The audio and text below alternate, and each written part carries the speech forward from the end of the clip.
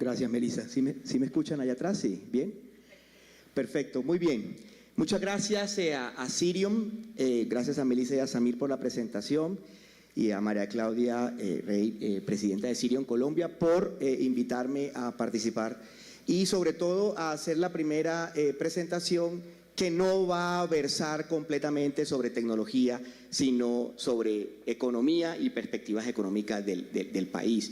Y es una apuesta de Cirium comenzar con esto y espero estar a la altura de ese reto, porque claramente, si bien hay condiciones del sector al que la mayoría de los asistentes pertenecen, que lo blinda de ciertas condiciones económicas, estamos teniendo una discusión y una preocupación sobre la economía de los negocios, sobre la economía de nuestros hogares con cada vez más intensidad. Y algunos factores políticos, el nuevo gobierno y su primer año, los estallidos sociales que marcaron los últimos 4 años, pues han elevado, no lo digo yo, lo dicen diferentes encuestas de opinión, la preocupación de los colombianos por la economía, que ha superado preocupaciones muy tradicionales de Colombia, como el orden público y la seguridad, que está creciendo de nuevo su preocupación, y también otros temas como por ejemplo la corrupción y demás. Nos preocupa la economía de nuestras casas y nos preocupa la economía de nuestras empresas y de nuestros negocios. Y precisamente esa fue la decisión que tomé al organizar esta presentación. Más que unas perspectivas económicas tradicionales, sentí que lo que estamos viviendo es una serie de narrativas económicas, una serie de ideas que están ahí, unas más cercanas a nosotros, otras más lejanas, unas que se basan en elementos incorrectos, algunos llaman fake news, otros les llaman posverdad, pero que nos conducen a conclusiones o a perspectivas necesarias, digamos incorrectas. Otros que son producto del debate político, que se reflejan en memes, en chistes, en piezas que circulan por las redes sociales, que tocan cada vez más aspectos económicos, que tocan cada vez más el futuro económico del país. Y por eso recuperé uno de los textos que más me ha llamado la atención, obviamente, como director de un periódico económico, que es el texto Narrativas Económicas, precisamente del Premio Nobel de Economía Robert Shiller. Robert Shiller es muy conocido por muchos aportes, pero en el 2019 publica este libro que en unos años anteriores, con otro premio Nobel llamado George Akerlof, hicieron un llamado inicial que se llamaba Los espíritus animales, en referencia a esa frase famosa de Keynes. Las narrativas económicas son historias contagiosas que afectan la manera como tomamos decisiones económicas, decisiones en nuestro trabajo con respecto a los negocios que manejamos, pero decisiones también en nuestras vidas. Y esas historias económicas afectan no racionalmente las decisiones que tomamos. Y yo siento que los elementos que mencioné muy rápidamente hace unos minutos, el elemento político, el elemento de la sensación de nuestro país, los deseos de cambio que se expresaron de diferentes maneras, algunas violentas en nuestro país en los últimos años, están construyendo historias, están construyendo narrativas. ¿Qué es una narrativa? Una narrativa, también basada en la definición de Schiller, es una historia con la cual yo trato de explicar lo que está pasando, de dar una justificación en el sentido de organizar en mi cabeza qué es lo que está pasando o por qué está pasando una cosa u otra. Como ustedes ven, las narrativas se aplican a la política, se aplican a nuestra vida personal y también se aplican a la economía. Entonces, para organizar esto, he escogido 8 que no es una lista exclusiva, más por razones de tiempo que otra cosa.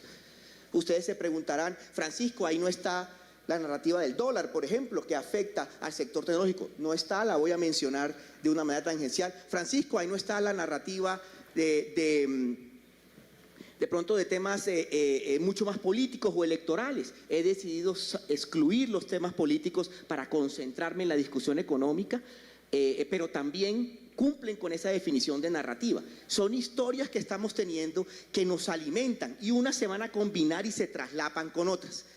¿Cuáles son? Ahí están. La primera, los motores de la economía. Si pensamos que la economía colombiana es un avión, se están apagando.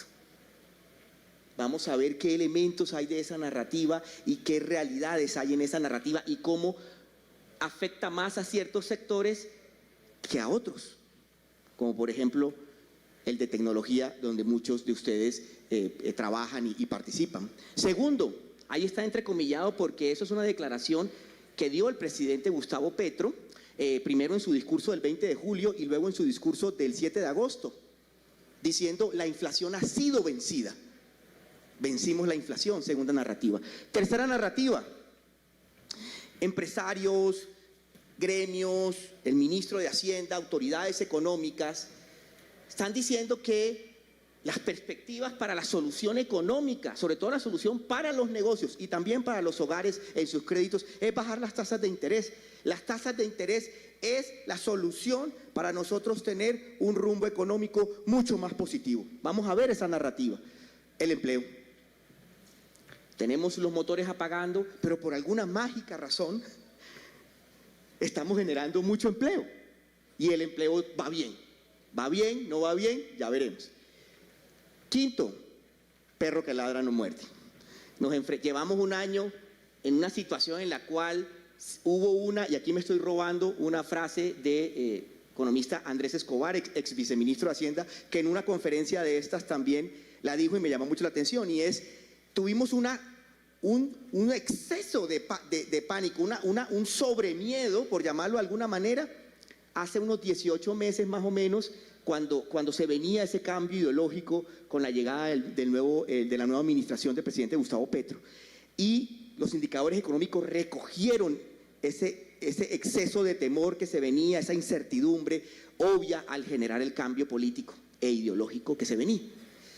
Pero luego, después de un tiempo, y lo veremos en esa narrativa, cambiamos a lo que muy acertadamente llama Andrés una sobretranquilidad, en el entendido de que hay ladridos, hay declaraciones disonantes, pero no vamos a tener ningún cambio real. ¿Lo es esa narrativa? ¿Tiene algún sentido? No, ya lo veremos.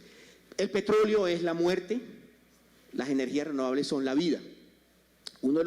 Ayer mismo en la Asamblea General de Naciones Unidas, el presidente de Colombia centró toda su intervención en ese foro internacional alrededor del fin de uno de los productos de exportación económica más importante del país.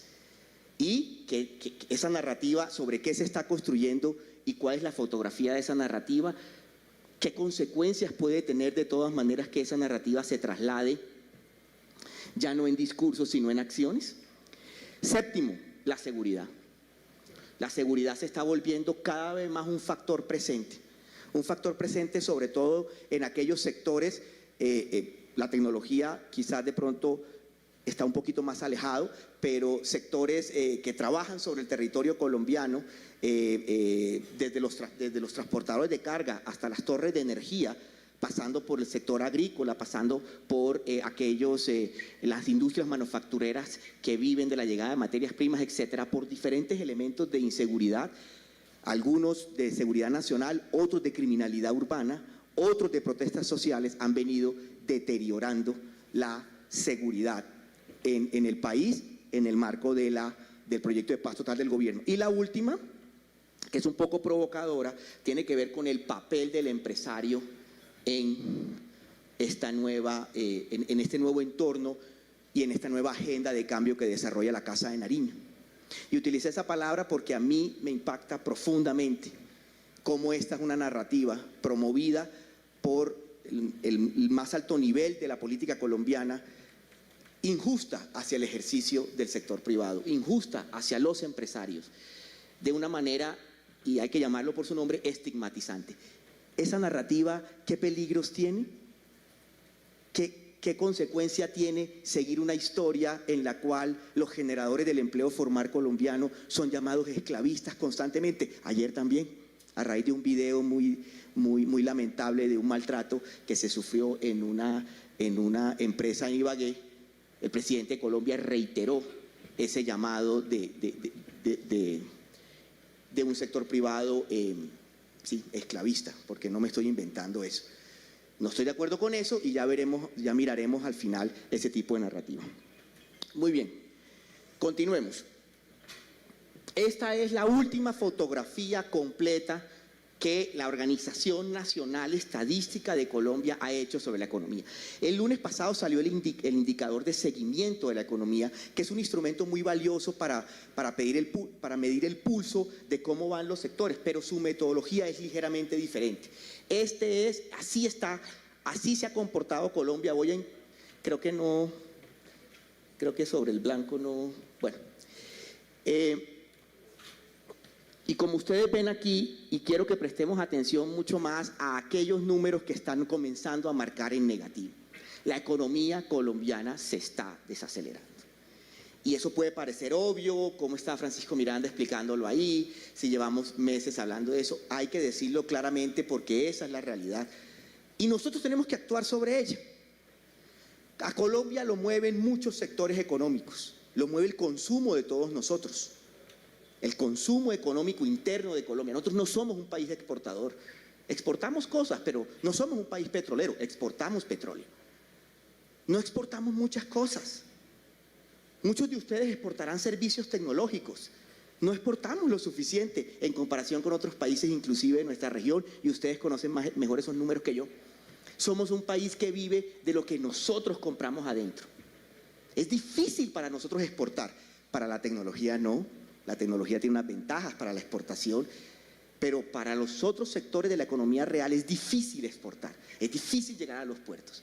Entonces nosotros vivimos de lo que nosotros consumimos internamente, como personas y como empresas. Y hay unos elementos en las industrias y hay unos elementos de caída en actividades que jalonan ese crecimiento económico, que fueron las que nos sacaron de la caída del COVID. La caída económica. De las tres crisis del COVID, la crisis sanitaria, la crisis social y la crisis económica, me voy a referir a la económica. Las otras también tienen otras dinámicas. Entonces, en la crisis económica fue el comercio, fue la industria, los sectores que jalonaron, unido a un consumo de parte de todos nosotros. Consumo de dinero que ahorramos o consumo luego de deuda, a una tasa de interés que en ese momento se encontraba más barata. Entonces, nosotros estamos enfrentando un crecimiento de actividades como por ejemplo la administración pública, de la acción del Estado, pero estamos viendo un decrecimiento de la industria, del comercio y uno que me preocupa fundamentalmente, que es el de la construcción. Esos son los sospechosos de siempre en la economía colombiana. Los sectores que son tradicionales, que jalonan. Ustedes son un sector no nuevo, pero renovador, distinto. La tecnología tiene unas dinámicas distintas, pero nosotros seguimos siendo un país que se ancla sobre eso, sobre una construcción que genera mucho empleo no calificado, sobre un comercio que mueve los productos internamente y también crea empleo, y sobre una industria que sostiene muchos productos de manufactura ligera y algunos inclusive de industria pesada, especialmente en petroquímicos, que sostienen nuestra economía.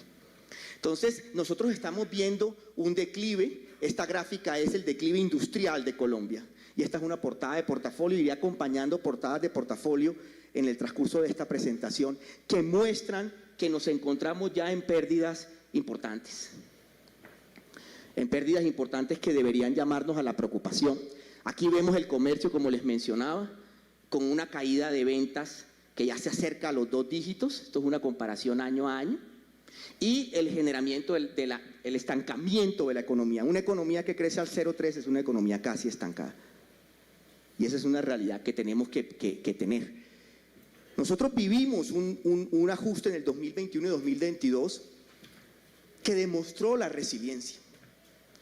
Los invito a que salgamos un poquito de la bonanza, del boom que generó la crisis sanitaria del COVID, y las medidas sanitarias del COVID generaron en el mundo tecnológico una oportunidad impresionante de negocios.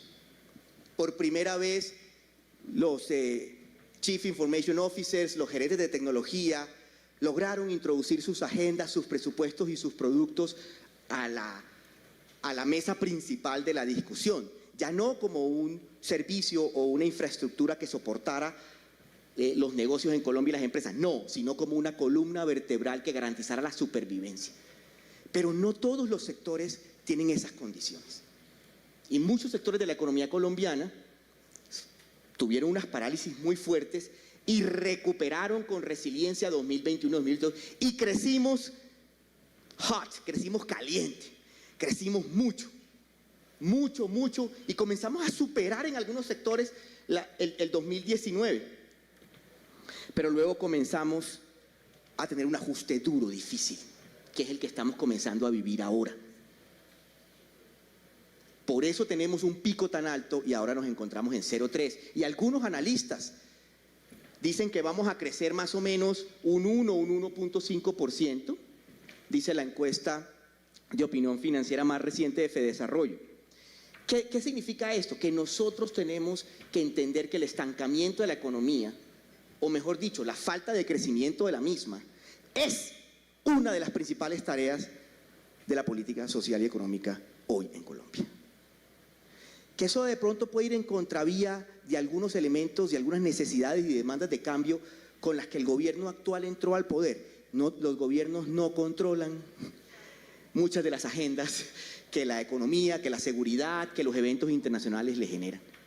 Y esta es una situación que está viviendo la actual administración, la de Gustavo Petro, que vivió diferente, la vivió Iván Duque, diferente la vivió Juan Manuel Santos.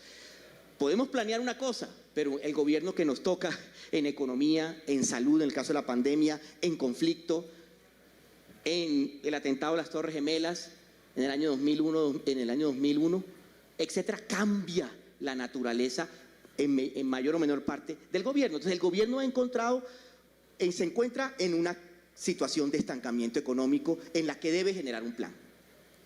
Entonces, ¿dónde enfocar? Lo dije, los sospechosos de siempre, la construcción de vivienda, la construcción de infraestructura, ¿qué estamos haciendo alrededor de eso? Y en estos momentos, la verdad es que las autoridades económicas del gobierno colombiano han manifestado su urgencia, entienden que hay que hacer un plan contracíclico, se han manifestado en diferentes medios de comunicación, incluido Portafolio, alrededor de ese tema, pero desafortunadamente no tenemos aún un detalle. Por ejemplo, si vamos a fomentar la construcción y tenemos proyectos que han venido funcionando como Mi Casa Ya, ¿cómo, modificándolo de cierta manera, cómo podemos reforzarlo? ¿Cómo podemos aprovechar eso? ¿Cómo vamos a cerrar esas vías 4G? Desafortunadamente estamos inmersos en una discusión ideológica sobre cómo debemos tener, cuáles deben ser las nuevas caras de la infraestructura y sus concesiones públicas o privadas, cuál debe ser el papel de los privados en la construcción de vivienda social, de pronto preocupados por redefinir ese papel, y el tiempo va pasando. Y la economía no para, no espera. Y seguimos en mora de un plan. El gobierno sí entiende el plan, pero en estos momentos nos hace falta, al menos aquellos actores que estamos pendientes de esas decisiones, un tema de más detalle. Y segundo, una situación que es muy preocupante, y con esto termino la primera narrativa de los motores se apagan, y es, la inversión está cayendo de una manera muy preocupante en términos macroeconómicos.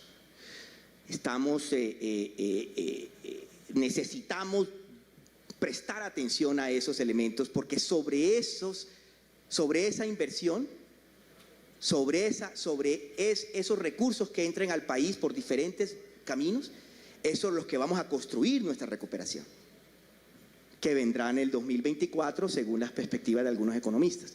Pero tenemos que tomar decisiones hoy para poder que ese aterrizaje sea mucho más tranquilo. Y claramente, cuando no tenemos claridad, tenemos una incertidumbre de hacia dónde tenemos que ir y, sobre todo, qué tipo de políticas vamos a hacer para reactivar la construcción, la infraestructura, la vivienda, pero también la industria, el comercio, qué vamos a hacer con el consumo de las personas, más allá de políticas de subsidio que ayudan a ciertos grupos de la población a consumir, pero no a todos. Entonces, ¿qué vamos a hacer con eso? Vencimos la inflación, segunda narrativa, y voy a comenzar ya más rápidamente. Este es el historial de la inflación que alcanza su pico en marzo. Entonces hay varias cosas que tenemos que tener en cuenta. La primera, nosotros alcanzamos nuestro pico de inflación más tarde que el resto de países latinoamericanos, sobre todo aquellos con los cuales nuestras economías se parecen. Desafortunadamente nosotros mantuvimos una inflación un poquito de tiempo más antes de que llegara a ese techo. Hablo de este espacio de tiempo en particular. En estos momentos, en otros países latinoamericanos, la acción de los bancos centrales de esos respectivos países y en otras partes del mundo comenzaba a ceder esa inflación. Nosotros la mantuvimos alto y está bajando. La segunda pregunta que es importante tener en cuenta es si este ritmo de disminución es el adecuado a la situación económica que tenemos, a las perspectivas de las empresas y sobre todo a las altas tasas de interés que tenemos producto del combate de la inflación por parte del Banco de la República. Esas tasas deprimen el crecimiento, la actividad económica. Las seguimos aplicando, seguimos deprimiendo, pero seguimos manteniendo una disminución mucho menos veloz, no solo de lo que quisiéramos, sino también del comportamiento que tuvieron otros países que se parecen a nosotros. A pesar de todo esto, los colombianos estamos sintiendo un alivio. Esto es altísimo, claro que sí, porque estamos en niveles que no veíamos hace 25 años, pero sí estamos sintiendo un alivio y eso se tiene que reconocer. Ha habido un alivio sobre todo en alimentos, por eso es importante tenerle atención a los bloqueos, por eso es importante tener atención al niño, a todo lo que nos vuelva a subir los alimentos. Hoy venía para acá, bloqueado, las noticias, bloqueado Guayabetal en la vía al llano. Ahí hay un choque importante porque esa vía pues tiene mucha alimentación, sobre todo para Bogotá y para pues toda la región central. 501 bloqueos como el que vi hoy en Guayabetal se han contabilizado solo en los 8 primeros meses del 2023. La gran mayoría de ellos con impactos billonarios sobre los transportes de carga, las industrias, las materias primas y claramente los alimentos. Entonces, aquí también lo vemos claramente y esto es una buena noticia. Al caer la inflación de alimentos y trasladarse a otras áreas como la gasolina, la inflación de los hogares más pobres de Colombia alivió un poquito. Y claramente se rompió la tendencia, miren. El amarillo son los estratos más altos, que siempre venían, o los de ingresos más altos, es como lo llama el Dani. Venía aquí y miren que se ha mantenido alto aquí, mientras que los estratos más vulnerables de la sociedad y los ingresos más pobres se encuentran mejorando un poquito. La pregunta que tenemos que hacer, y esto es una muy buena noticia, un alivio, pero la pregunta que tenemos que hacer es, uno, ¿cómo mantenemos ese alivio de una manera mucho más rápida, o sea, ese alivio que baje mucho más rápido? Y segundo, es 10.79% de variación anual del índice de precios en Colombia para los hogares más pobres, un indicador satisfactorio. O sea, seguimos teniendo una cifra demasiado alta. Piensen, son hogares alrededor de la línea de pobreza o un poquito más arriba, que en transcurso de los últimos 12 meses, los precios de todo lo que consumen, lo poquito que consumen, ha aumentado 10% en general. Eso es lo que significa. Entonces, verdaderamente no podemos hablar de que hemos vencido la inflación. Aquí vemos claramente el comportamiento, este es el comportamiento de Colombia y lo que les mencionaba yo, el comportamiento de los otros países. Y aquí claramente tenemos, y con esto cierro, el vencimiento de la inflación, y es lo que llamamos la inflación subyacente. Mientras sigamos teniendo unas razones de alzas de precios que no tienen que ver con las estacionalidades, con las lluvias y con todo ese tema, sino que responden a razones mucho más subyacentes de la economía, mucho más del core de la economía, como su nombre lo indica. Y los economistas calculan de eso de diferentes maneras. Una de ellas es extraer qué tanto cambian los alimentos, que sufren mucho en un país como Colombia, suben, bajan, etcétera. Qué tanto sube la energía, que estamos teniendo la decisión de subir la gasolina por parte del gobierno, una decisión macroeconómica correcta, pero dolorosa. Correcta, pero dolorosa. Lo que sí no es correcto es tratar de buscar subsidios a otros grupos poblacionales, pero eso es otra discusión.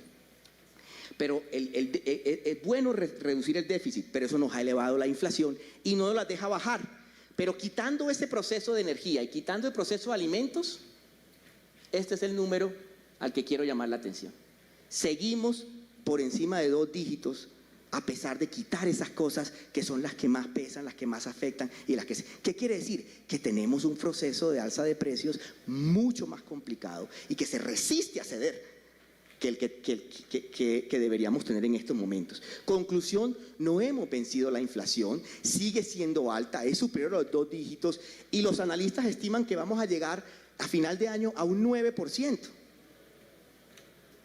Es una inflación alta. Un 9% no nos lleva a nosotros a cantar victoria. Así que este es un problema que va a seguir, que no podemos decir que estamos derrotando eso. Entonces, paralelo a la discusión de la inflación, está la discusión de la subida de las tasas de interés. Esta es la subida, ustedes ven esa pendiente, aquí no hay ningún efecto, la pendiente es así. Subimos todos esos puntos básicos, la tasa de interés, que eleva la tasa en la que la economía, digamos, el costo del dinero. Y eso nos afecta a todos conocemos aquí en este auditorio más o menos los efectos de eso. Y esta es la situación en la que nosotros estamos, una estabilidad reciente. Y luego, el próximo viernes 29, de este viernes en 8, se volverá a reunir la Junta Directiva del Banco de la República para decidir qué hacer. Si baja las tasas o si nos mantenemos en ese 13.25. Como la inflación, junto a otras variables, es el insumo más importante de esa discusión, pues ya los analistas están percibiendo que no vamos a tener una baja de tasas, aunque eso depende de la independencia del Banco de la República. El ministro de Hacienda y representantes de 2 gremios importantes del país, el gremio financiero Asobancaria y el gremio de industriales Andi, junto con el ministro de Hacienda, invitaron, antes de que se supiera la inflación, invitaron a que las tasas comenzaran una senda de reducción. Claramente porque afecta no solo el movimiento financiero y de crédito en Colombia, sino también obviamente a los industriales, a los empresarios. Dicho lo anterior, ahora ese panorama se ve un poquito más complejo, porque la inflación fue un poquito más alta y ciertos valores alrededor de esa inflación y sobre todo las expectativas que tenemos hacia adelante. ¿Qué pensamos? Pensamos que la gasolina va a seguir subiendo, pensamos que vamos a estar en 9. Con una inflación de 9 a final de año, las tasas podrían bajar de una manera ligera, pero no en el descenso que se quiere.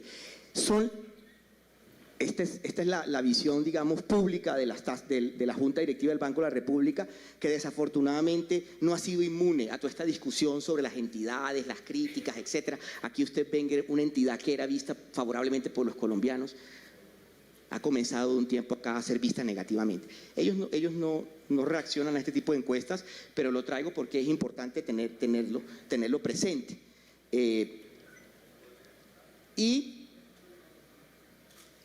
termino esta tercera narrativa un poco con la frase que dijo Christine Lagarde, que es la presidenta del Banco Central de Europa, de la Unión Europea, hablando sobre la necesidad de humildemente comunicar mejor estas discusiones macroeconómicas, estas discusiones de la tasa de interés. Los bancos centrales de la FED, el Banco Europeo, se están haciendo cada vez más la pregunta de que necesitan contar mejor por qué están tomando las decisiones que están tomando. Ustedes dirán, ¿es un problema de comunicación, Francisco? Sí.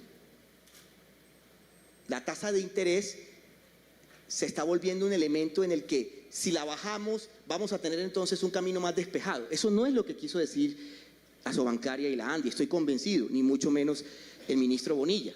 Pero esa es la sensación que queda cuando se comunica que es necesario reducir las tasas y se generan esos comunicados tan públicos. ¿Eso va a afectar a la Junta? No lo creo. Hay unas personas muy independientes y muy autónomas ahí y es uno de los activos institucionales que tenemos en el manejo económico más importante de Colombia. Pero a nosotros sí nos afecta, a las personas del común, a los ciudadanos que vemos esos mensajes. El cuarto es el empleo. ¿Es la tasa de empleo una buena noticia durante todo el 2023? Quizás una de las mejores noticias económicas del 2023. Sí. El empleo en Colombia, a pesar de la gráfica anterior donde veíamos los motores apagando, por alguna razón los motores están apagando, pero la gente adentro del avión está trabajando y está siendo activa como si no se sintiera ese decrecimiento. Es real. Pero aquí viene el pero. Es una foto temporal. Es real, pero tenemos que estar preparados porque hay un rezago entre la actividad económica y el empleo. Y nos vamos caminando hacia un golpe duro en el empleo que obviamente afecta la supervivencia de los colombianos. El país sufre mucho cuando las tasas de desempleo aumentan, no por las razones obvias de que el empleo genera ingreso, sino que también genera una desazón y una sensación de desesperanza en la población que afecta a la economía, que afecta el comportamiento, las expectativas de todos nosotros, especialmente de aquellos afectados por este flagelo del desempleo. Entonces, aquí tenemos una tasa positiva de desempleo, 9.6, claramente es una noticia positiva, pero comenzamos a detectar elementos preocupantes. El primero es el empleo por cuenta propia, o sea, algún empleo de ese empleo por cuenta propia es un empleo de emprendimiento, de personas que abrieron sus empresas, que están trabajando, etcétera. Pero una buena parte de ese empleo por cuenta propia, por su propia definición estadística, pues también cobija a muchas personas informales, muchas personas de lo que llamamos el rebusque. Entonces ustedes dirán, Francisco, es que el DANE no cuenta bien. No, las categorías estadísticas son, digamos, verificadas internacionalmente. No es un tema de que la definición esté mala, es un tema de que debemos entender qué nos dice ese instrumento y poder analizar con ese instrumento, poder derivar un poco una serie de resultados. Y entonces, por eso traigo aquí a colación esta tabla, que es una de las más importantes del informe del DANE, que nos muestra, en julio del 2023, nosotros tuvimos un importante crecimiento formal en Colombia. En los últimos 12 meses, 8 de cada 10 empleos de Colombia se hicieron en sectores formales. ¿Cómo así? Sí. ¿Por qué? ¿Qué está creciendo en el empleo? ¿O qué creció hasta hace unos cuantos meses? Estaba creciendo la industria, estaba creciendo el comercio, que comenzaron a caer en este 2023. Recuerden que este es un cálculo entre año a año. Entonces cubre elementos del 2022 también, y no es tan fácil estar despidiendo personas mientras estamos en proyectos, mientras estamos trabajando nuestras cosas. Entonces, claramente hay un rezago entre la actividad productiva y cuando se crea, sobre todo cuando se crea el nuevo empleo. Y sobre todo cuando las empresas toman la triste decisión de despedir personal. Entonces, a nivel nacional, nosotros tenemos un crecimiento importante, pero este es un número que no es menor. Un 20% de informalidad está creciendo. Esto es año a año. Y la portada, la primera página nuestra anterior mencionaba julio, el crecimiento de esa medición. Entonces, tenemos una situación positiva porque la pandemia generó un crecimiento muy alto en sectores como el de la tecnología, sectores de servicios no tradicionales. ¿Dónde ve uno que están contratando gente? ¿Dónde ve uno que hubo una reacción mayor? En servicios, en comercio, pero también, en servicios, en tecnología, pero también en entretenimiento, por ejemplo. En algunos negocios, ese sí un poquito más informal, alojamientos, turismo, comida, restaurantes, hoteles.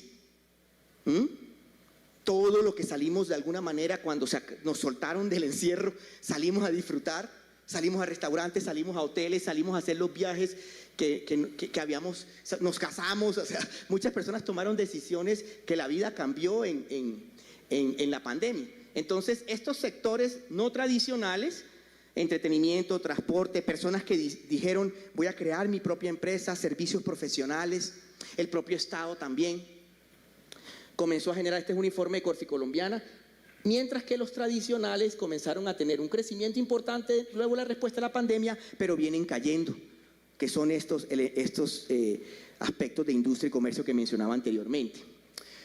Entonces, estamos teniendo un crecimiento importante de la formalidad y aquí vemos en esta última gráfica que se encuentra aquí, cómo ahí estos sectores están generando todo este crecimiento formal en comparación con la prepandemia. Aquí entra un componente importante de tecnología, acá también el financiero, pero obviamente tenemos el agro, la construcción y el sector inmobiliario que todavía, a pesar de tener su dinamismo, no alcanzan a los niveles del 2019. Es una foto mixta, es una foto con muchos más matices de lo que originalmente podemos pensar. Entonces, nosotros estamos teniendo un empleo dinámico en cuanto al tamaño del Estado, a la administración pública, el final de las administraciones locales, alcaldías y gobernaciones en el país. Bogotá, por ejemplo, es un ejemplo, pero todas las demás. Estamos teniendo crecimientos en entretenimiento, en sectores no tradicionales. Este crecimiento tiene un componente formal importante, porque se está dando, por ejemplo, en ciudades grandes, donde los trabajadores de alguna manera tienen una mayor negociación en cuanto a la formalidad. Vemos que la informalidad en el campo, por ejemplo, y en los centros rurales y zonas un poco más despobladas, es más difícil esa negociación, hay mucho más informalidad. Entonces tenemos que hay una preocupación, no hoy, sino por lo que vamos a poder ver en los próximos 6 meses. Ojalá yo esté equivocado, porque no hay peor noticia que nos guste dar a nosotros en portafolio que el crecimiento del desempleo, porque nos afecta a todos.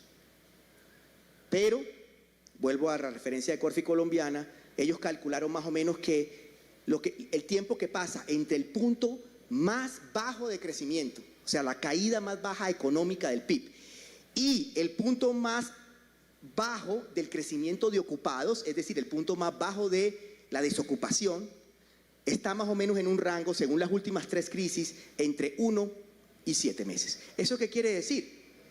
Que nosotros, los efectos que estamos teniendo en el segundo trimestre del año, que vimos que la economía se estancaba, los vamos a comenzar a percibir ¿cuándo? En noviembre, en diciembre, en enero. Aquí, no lo voy a preguntar, pero ustedes seguramente conocen eso. Proyectos que de pronto no están arrancando y que van a significar no contratar nuevo personal. Proyectos de pronto que no están dando lo que se requiere, por ende no van a ser expandidos, no más personal, o simplemente reorganizaciones internas que nos lleven desafortunadamente a liberar personal. Todos aquí lo estamos viviendo y la economía ya está comenzando a vivir eso. Hay que prepararse para eso. Es realidad que el empleo va bien, pero hay unos nubarrones hacia adelante que son complicados. ¿Cómo los vamos a navegar? Pues lo que tengamos haciendo, lo que debemos hacer hoy nos prepara para esa navegación.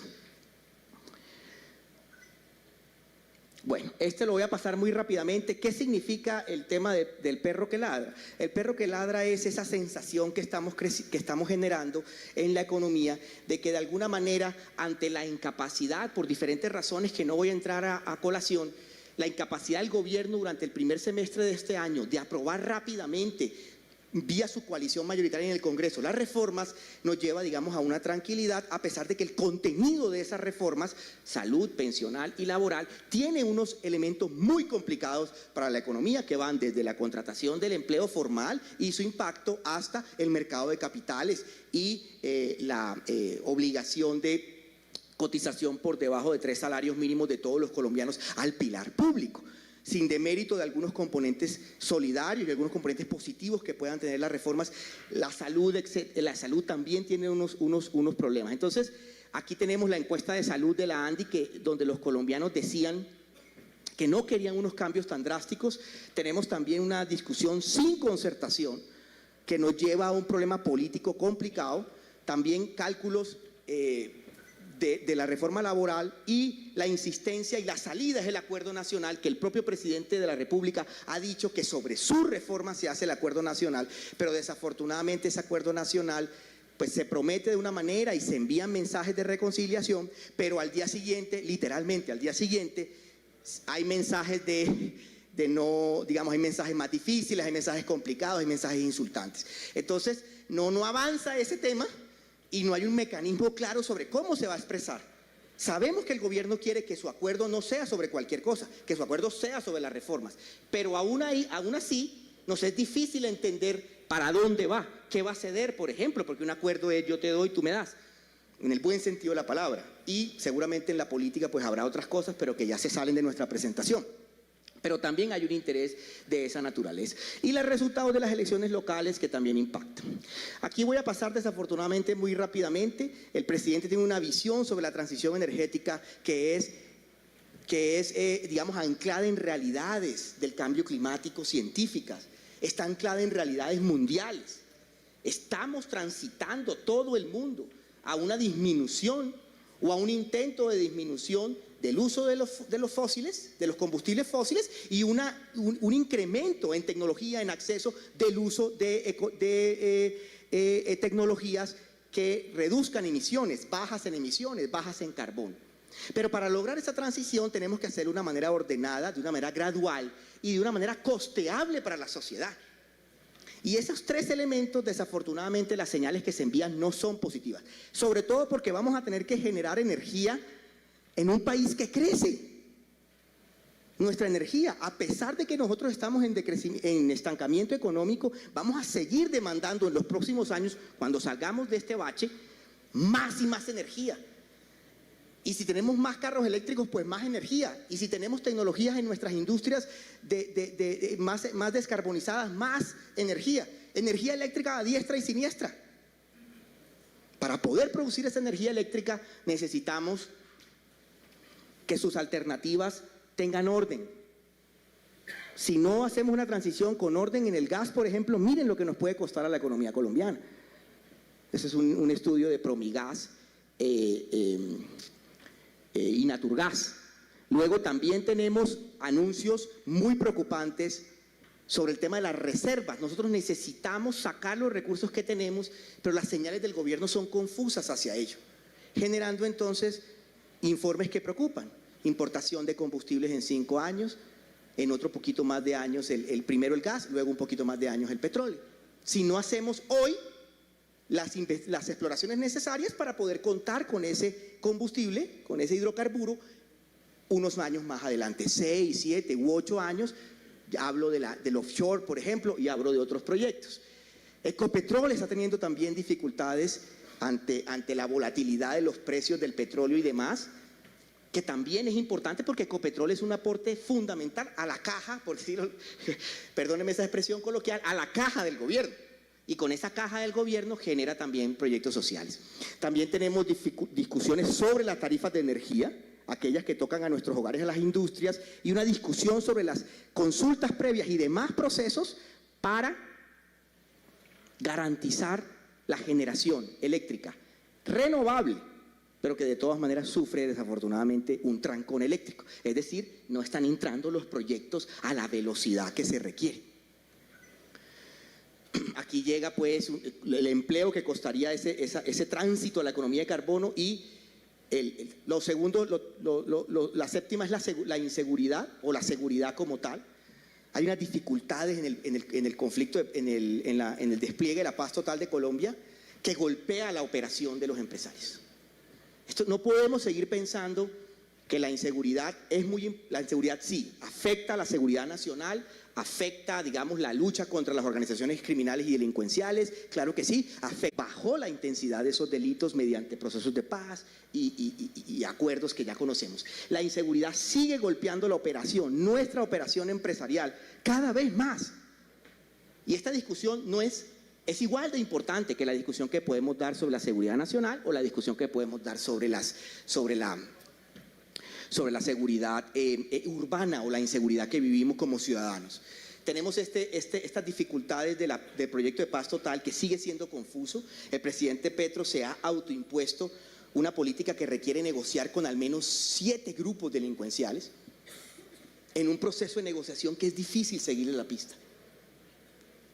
Yo trabajo en un medio de comunicación y hay que hacer un ejercicio especial para ver cuál es el estado, el corte de cuentas de los siete procesos con los chotas, con los espartanos, con el Estado Mayor Central, con las disidencias de la FARC, con el ELN, y uno aquí dialoga y otro tiene un tema regional y otro está allá y otro dice que sí y otro dice que no. Entonces ahí hay una situación que, si el gobierno asumió esa política, una política arriesgada, ambiciosa, pues obviamente su ejecución, su implementación, su evaluación de riesgos debe estar equilibrada con esos riesgos que está tomando. Mientras eso sucede, pues se conecta con el deterioro regional de la seguridad. Hablo de la seguridad en el sentido de los delitos relacionados al conflicto o al accionar de grupos ilegales, como la extorsión, como el secuestro, como bloqueos de vías o piratería terrestre, etcétera, etcétera, tumbada de torres, etcétera, etcétera. Entonces, y lo otro es la seguridad que vivimos como ciudadanos. Una encuesta Inbamer le preguntó a personas de 6 o 7 ciudades más grandes de Colombia y lo que decían esas personas era: la inseguridad es lo que los alcaldes deben tener en cuenta, punto.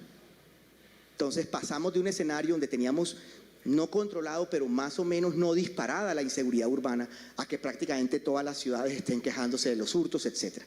Esto tiene un impacto económico, es difícil de medir y son unas metodologías ya aprobadas, pero no podemos olvidar que eso también nos impacta en la inversión, nos impacta en ciertos sectores como el comercio, que se encuentran más expuestos, o como la industria, que se encuentran más expuestos a la extorsión, por ejemplo, y al control territorial de pandillas urbanas y demás. Y por último, el papel del empresariado, y con esto termino. Ha habido una relación conflictiva, sí, esa es la realidad. Tenemos una dinámica de recuperación económica donde el empresariado colombiano ha sido fundamental. El crecimiento económico de Colombia, récord en 2021, en 2022, no se dio como sí sucedió en otras latitudes, en otras economías más desarrolladas. No se dio por los recursos del gobierno. Los recursos públicos ayudaron a mitigar ciertos impactos mediante subsidios a la nómina y otra serie de decisiones que tomó el gobierno. Pero el Estado no salvó a las empresas colombianas. La economía fue recuperada por las empresas colombianas, las grandes, claro que sí, pero también el 92% de las pequeñas, que forman el tejido empresarial colombiano según el registro del RUES. Cada uno de esos ejercicios lo hicieron pequeñas personas, personas que decidieron mantener a un empleado, personas que decidieron contratar a otro. De pronto no lo contrataron formalmente, pero lo contrataron. Personas que decidieron seguir un proyecto.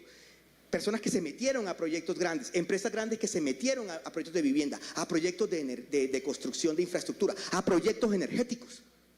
Sectores de tecnología que detectaron la necesidad que había en el mercado y comenzaron a responderlo de una manera eficiente en transformación digital, en ciberseguridad, que será seguramente material de nuestra discusión hoy y demás.